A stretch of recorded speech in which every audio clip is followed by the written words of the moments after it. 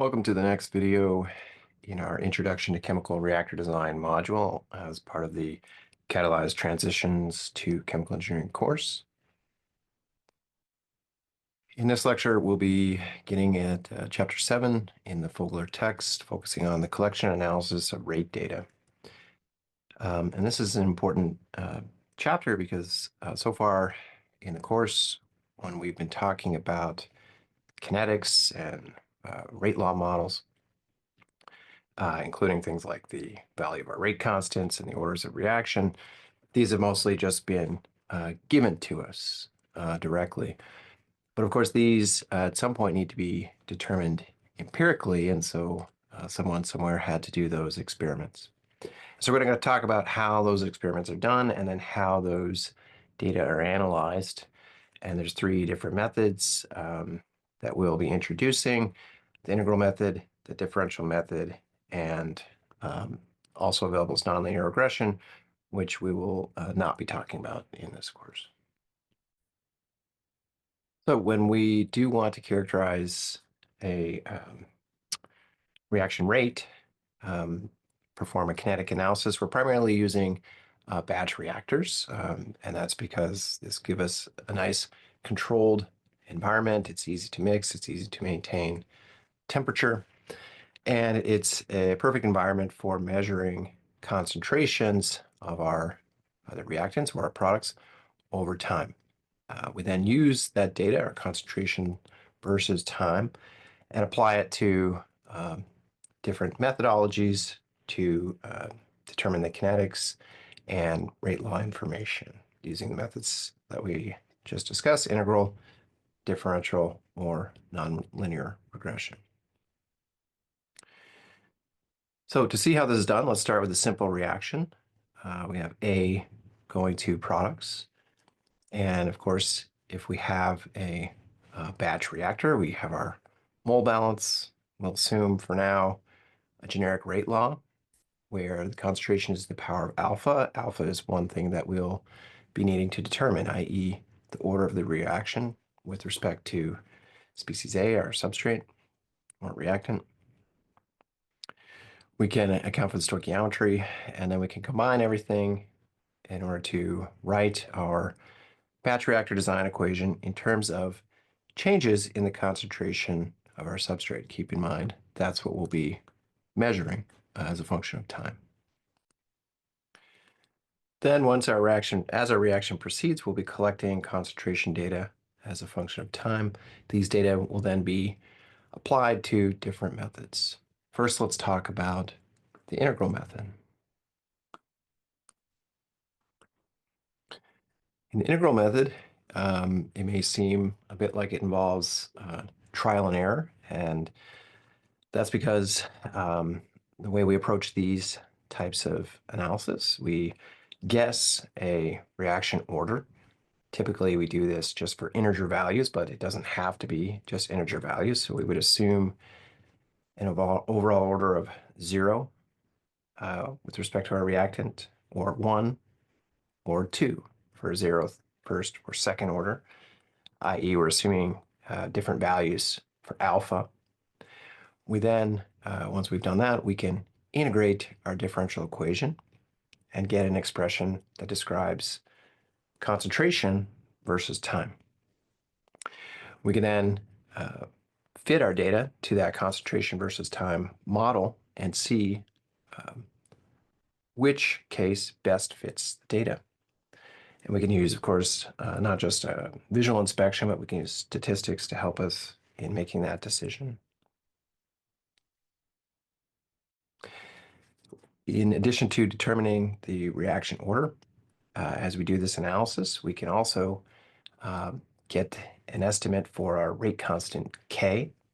And so another common use of this technique is to perform our reaction at different temperatures to see how K varies as a function of different temperatures. And from that, we can determine our Arrhenius constants. So that's the basic approach. And what does it look like? Well, let's consider our general model and how things would change if we assumed a 0th, first, or second order.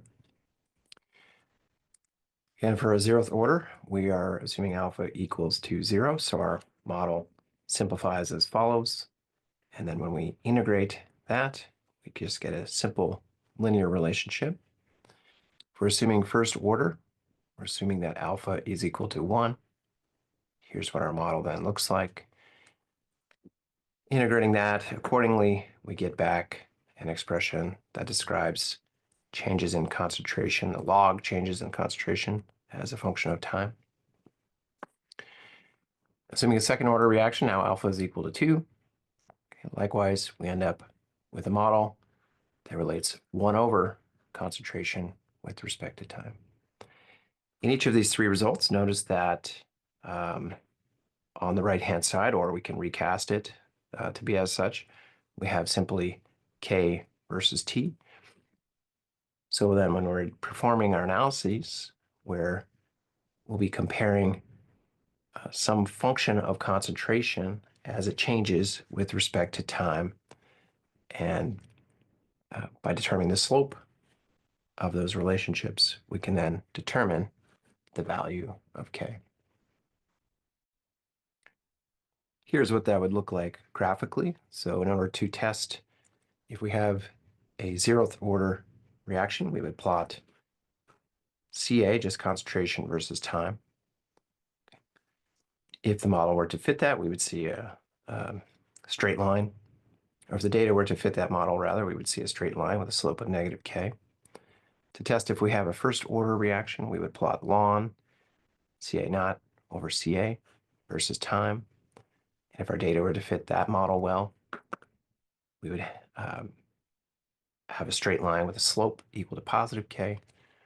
And in order to test if we have a second order reaction, we would plot 1 over the concentration of A versus time. And in that case, we would expect the data to follow a model with of a straight line with a slope equal to K. So these are what our expected outcomes would look like. And again, what we would do is then overlay or fit those models rather to our data, and whichever one provided the corresponding best fit, we would assume is the correct order of the reaction. And once again, in fitting that using a best fit of a linear model, the slope of that line would also be equal to K. So we get back both the order and a value for our rate constant. So let's look at an example of how we use the integral method with a real set of data. So in this case, we performed a reaction in a batch reactor, species A, going to produce some products. And this was done at a constant temperature, so isothermally at 45 degrees Celsius. And as the reaction proceeded, of course, the concentration of our substrate or reactant is going to be decreasing over time, and our reactor contents were sampled such that we generated a data set of representing how concentration changed as a function of time. So now let's look at how we can use these data to determine the order of the reaction and get back the rate constant, in this case at 45C. And to simplify things, we're just going to assume integer values for the order and test whether our reaction is either 0th, first, or second order. So the first thing we would need to do is to transform our data. If you recall from a couple slides ago, we were either plotting Ca versus time, ln Ca naught over Ca versus time, and 1 over Ca in order to test if our reaction was 0th, first, or second order, respectively. So we can simply calculate ln Ca naught over Ca using these data here, and 1 over Ca just taking 1 over those corresponding values. Next, we can plot those respective transform data. So if we plot Ca versus time, can see this is what our data looks like. And if we try to fit a linear function to that, we see that, well, it's not exactly doing a great job, suggesting that zeroth order is not providing an adequate fit, i.e. it's not the correct order of this reaction. But of course, we want to also test all the other orders to make sure that we are determining what is the right order, not just what isn't the right order. So we then test, we assume the first order and then test that case. In that case, we're plotting ln CA naught over CA versus time. The points show our data, and now we see that our fit does represent that those data well, okay, as indicated by a strong R-squared value. But just to be sure, we also want to check if a second order model might fit these data as well. Sometimes it can be a bit ambiguous. So to do so, we plot 1 over CA versus time. And what we see is that these data are not exactly following a linear trend. Okay, so indeed, our reaction does appear to be a first order reaction, as indicated by the linear relationship. So from this analysis, we would conclude that we do have indeed a first order reaction. And from that fit, we can then also extract out our value of our rate constant K that's equal to the slope, okay, which we get from our best fit. And in this case, K is equal to 0.0525 reciprocal minutes.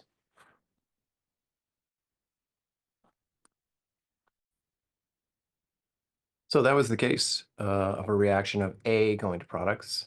Many times we'll have multiple reactants reacting together to produce products. And so what can we do in that case?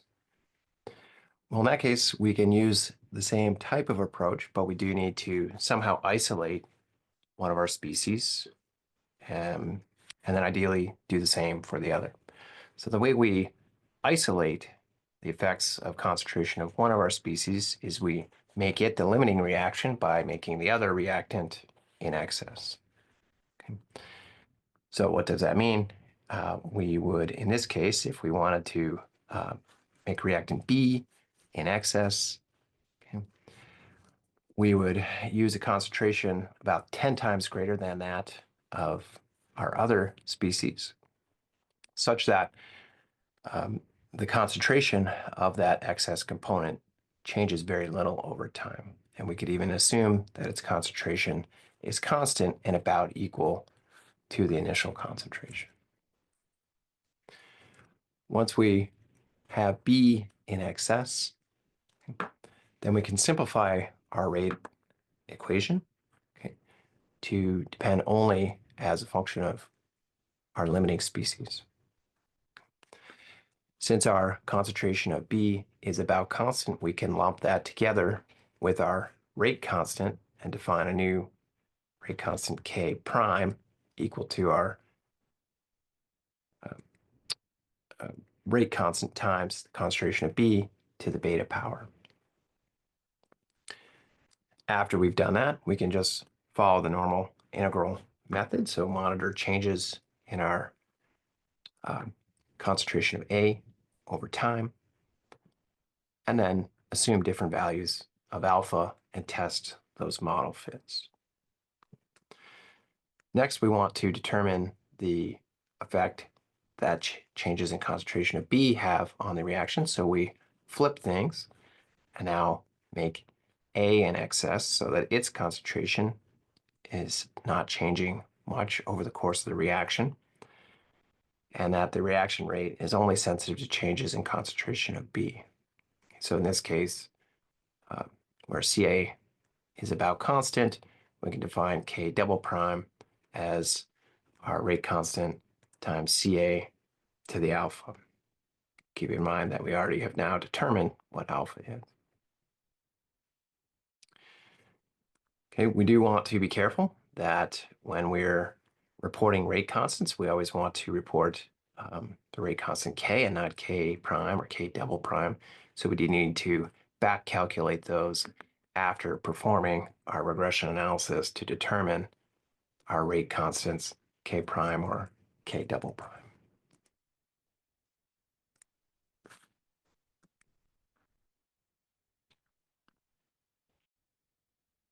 So let's look at another example. Here we're considering the reaction between trityl, we'll call that species A, and methanol, species B. So liquid phase reaction, we're going to carry it out in a batch reactor at constant temperature of 25 C. And in order to determine the order of a reaction with respect to A or trityl, we're performing this reaction first in an excess of methanol. So the concentration of methanol will be high, 0.5 molar, which we can see is much higher than the initial concentration of species A, 10x. We then let the reaction proceed and monitor concentrations of our limiting species A as a function of time. And then we're asked to determine the order of this reaction and the rate constant at this temperature. So the approach is the same. After we've collected our data, we transform it. We're interested in plotting CA versus time, ln CA naught over CA versus time, and 1 over CA versus time. Once transformed, we can then plot our data, okay, assuming a 0th, first, or second order reaction. And again, we're looking to see which of these assumed models best fits our data. Okay. Not so great with 0th order, a little better with first order, but in the end, we see that the data is best fit by a second order model, which gives us the strongest linear relationship. So in this case, we would assume that our reaction is second order with respect to trityl or A. And then we would need to determine the order with respect to methanol by flipping our approach, putting trityl in excess, having methanol as a limiting reagent. But with methanol in excess, we can then determine K prime, and then use that to calculate our rate constant. So from our fit, we do have a slope. Okay, slope is equal to K prime. That's 0.1248 liters per mole per minute. If we divide by CB naught, the initial concentration of our excess species, then we can get back that the rate constant for the reaction, this reaction is equal to 0.25 liters squared per mole squared per minute.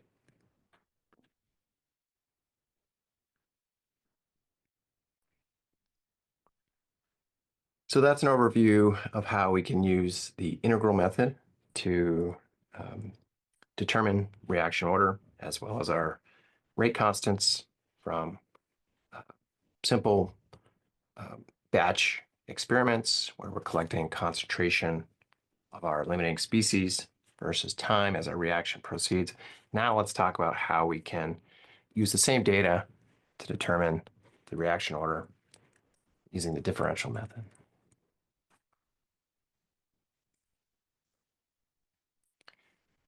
So in the case of the differential method,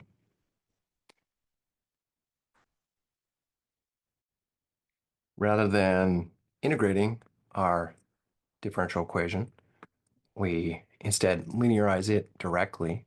So taking the natural log of both sides, we can then solve for K. So this requires us to numerically approximate the derivative as a function of time. So at different points, as our reaction proceeds, we can then plot our estimates of the derivative as a function of time. And then finally, plot those, the ln of those versus the ln CA in order to get back an estimate of K from the slope. One disadvantage of this approach is that our concentration data uh, is oftentimes inherently noisy. So this makes approximating derivatives somewhat difficult. Okay, but still, nevertheless, possible to do, and you can arrive at the same conclusions as the integral method.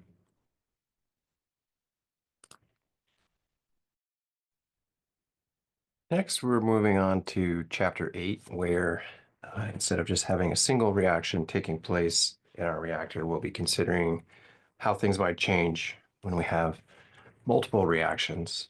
And in this case, what this means is that oftentimes we'll be having one desired reaction taking place. Meanwhile, another undesired reaction is taking place simultaneously.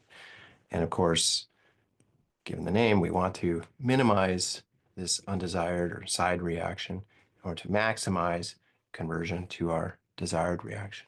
There's four main types of side reactions: series, parallel, independent, and complex. We'll introduce these, but primarily focus on the first two. So let's consider the different types of multiple reactions that might be happening inside of our reactor, depending on the type of reaction and conditions. So first is parallel. It's also known as competing reactions. This is where our reactant A could be converted to a desired product, say B, or at the same time, in a competing way, could be converted to a byproduct or side product, C. Series reactions, meanwhile, take place where our reactant A is first converted to B, which we'll consider in this case our desired product. But that desired product can then further react to form the undesired side product, C.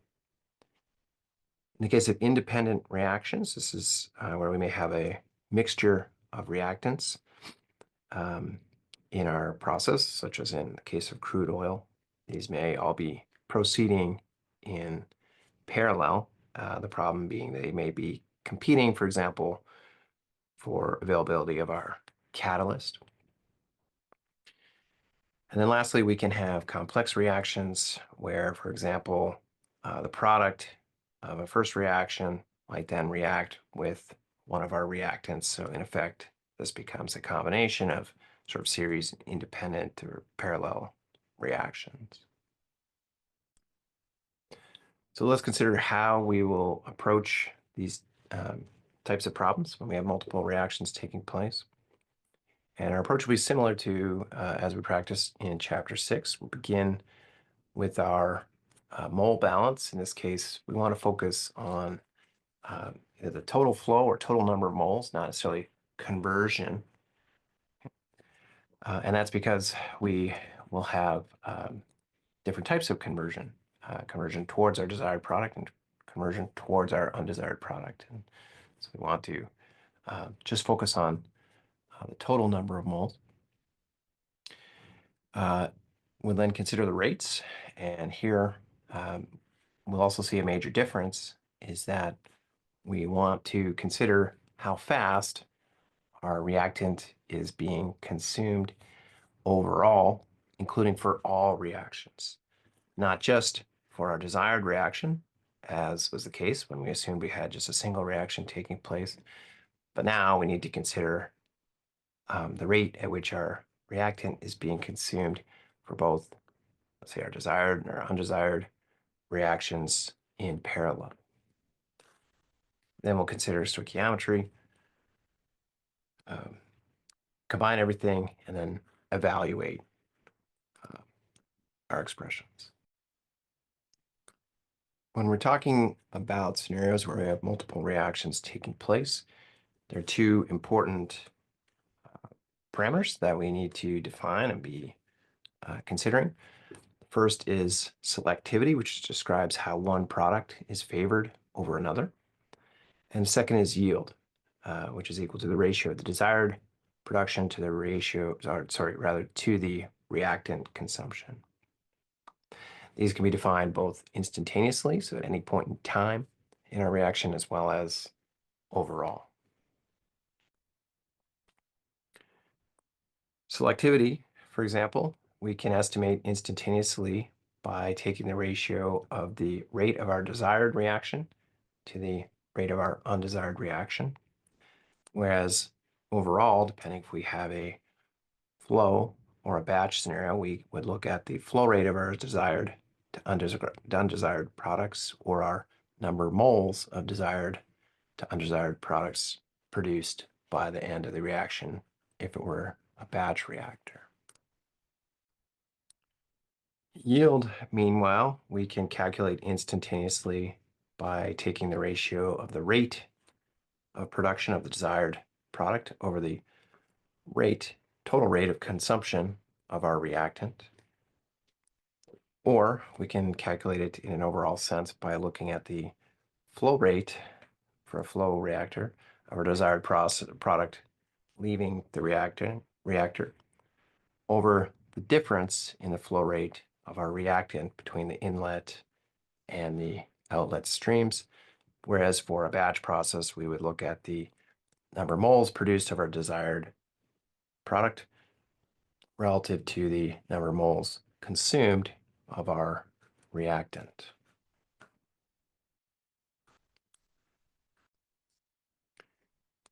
Here you can hopefully see that conversion, though useful when we had a single reaction taking place, is not necessarily a great measurement of success, because it's considering how much of our reactant becomes converted. In the case where we have multiple reactions taking place, we can still have a high conversion, even if we're producing primarily our undesired product, which of course would be a negative outcome. So thinking more about selectivity and yield, let's consider the following parallel reaction where A can go either to a desired product or an undesired product. So the question would be, in an ideal case where we just produced desired product and no undesired product, what would our selectivity be and what would our yield be? Well, using our definitions, if we only produced our desired product, the rate production of our desired product would be high, and that of our undesired product would approach zero, meaning that our selectivity would approach infinity. Whereas in the case of yield, the rate of our production of our desired product relative to the rate consumption of our reactant would approach 1, as there's none of our reactant going to produce the undesired product. Now let's consider how we can apply these strategies in the case of parallel reactions. So in the case of parallel reactions, we want to maximize production of desired product D, okay, and of course minimize production of the undesired product U, and we can write reaction rates, rate expressions for both of those reactions, noticing that they both depend on the concentrations of our reactants, in this case A and B, although potentially to different orders. And each reaction will also have a unique rate constant. The total rate of disappearance of A will then be equal to the sum of the rate of appearance of both our desired and undesired products. Okay, or in other words, we can write our rate expression as follows, incorporating in our rate laws. Now, if we introduce our definition for the instantaneous selectivity, the rate of production of our desired product over the rate of production of our undesired product, we can take the ratio of those rate laws, we can get the following expression, where we can hopefully see now that it's the ratio of these rate constants and the relative magnitudes of these reaction orders that are going to greatly influence how our selectivity behaves. Because we want to maximize selectivity, want it to be as high as possible, let's consider how we can do this in our reaction environment.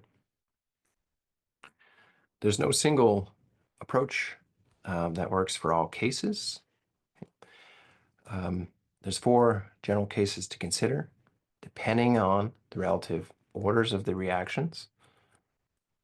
And with respect to our reactants, okay, for our desired and undesired reactions. So let's consider if we have a case where the order of our desired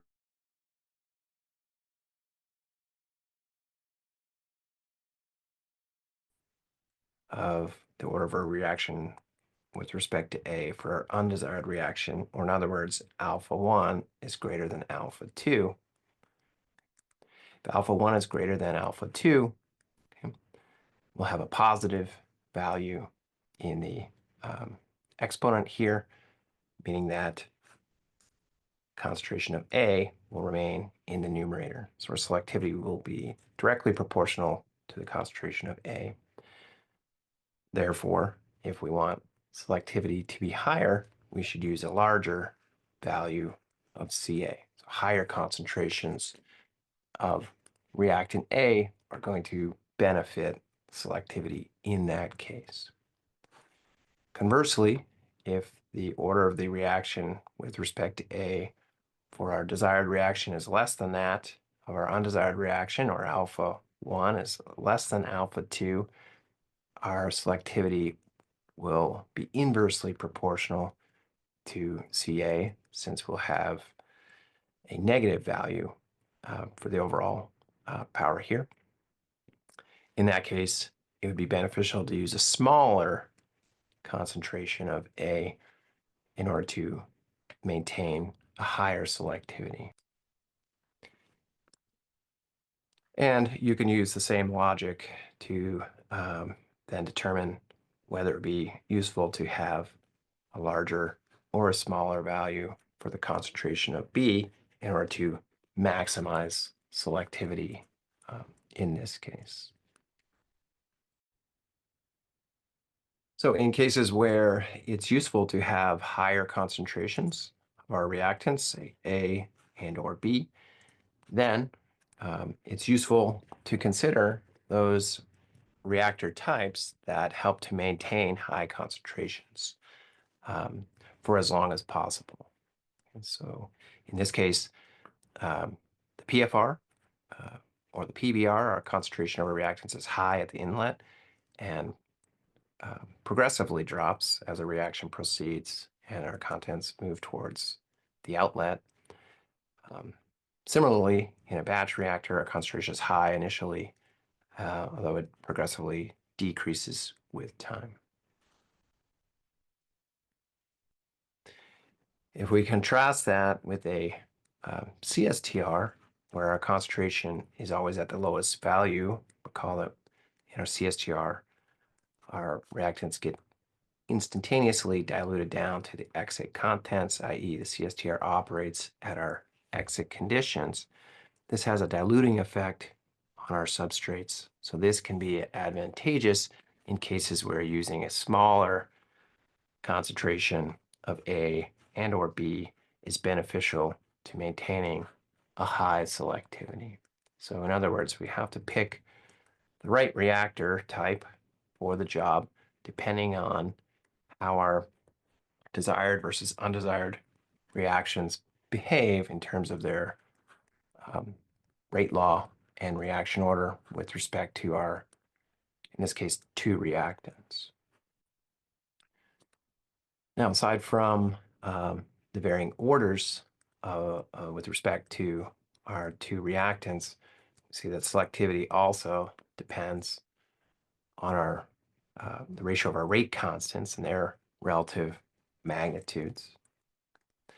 So in other words, if it's desirable to maintain a high selectivity, it's also desirable to operate a reaction where our desired rate constant is greater than that of our undesired rate constant, keeping in mind that our rate constants vary as a function of temperature, according to our Arrhenius relationship, which we can finally simplify over here, seeing that it depends on a ratio of our pre-exponential factors and e to a power that depends on the difference between the activation energies of our two reactants. This is really where the temperature dependence becomes most sensitive. So in this case, we can just focus on considering a couple of cases where the activation energy associated with a desired reaction is greater than that of our undesired reaction versus if it's less than that. If our activation energy of our desired reaction is greater than that of our undesired reaction, then this reaction will be much more sensitive to temperature. It will meaning that our rate constant will increase more rapidly with increasing temperature. So in that case, you can imagine that using higher temperatures will favor our desired product formation. Conversely, if our desired reaction has a smaller activation energy than that of our undesired reaction, we want to use lower temperatures to not exacerbate the undesired reaction, but of course we can't go too low or our overall reaction will be too slow to be viable. Now let's consider how we can approach cases where we have series of reactions taking place. Again, that's where our reactant first reacts to a desired product B, but that can then continue to react towards an undesired product C. In this case, the main parameter that we can focus on is time, either absolute time in a batch reactor or space time in a flow reactor. And we can see why that might be important by looking at this cartoon of our reaction progress. In a batch reactor, we have our reactant A being consumed while D is being produced, but eventually D starts to be consumed in order to produce the undesired product.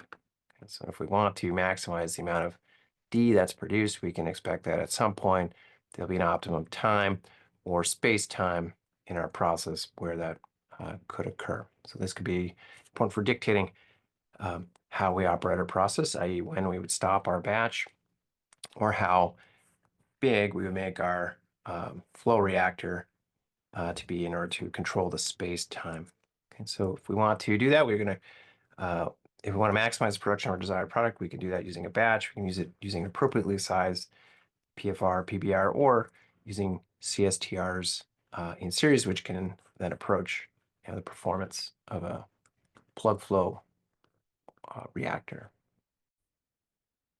So let's consider the case with a PFR.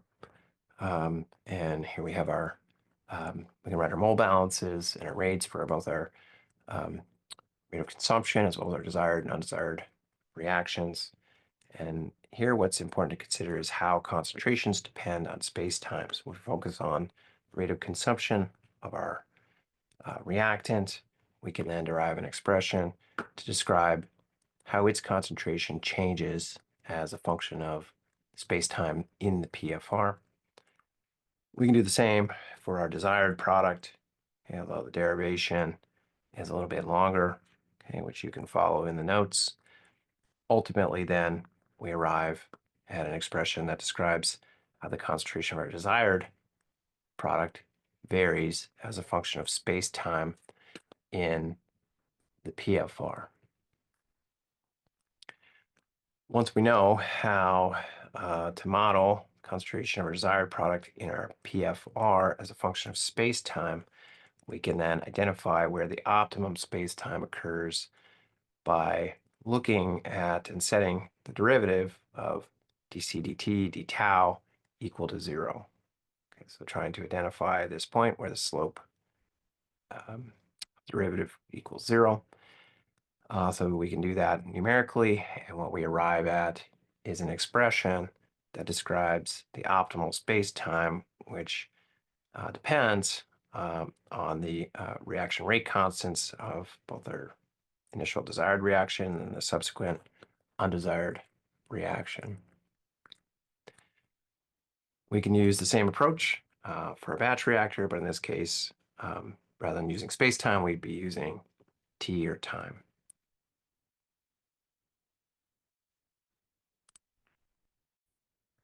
In CSTR, the approach is the same, though our design equations are slightly different. But either way, we can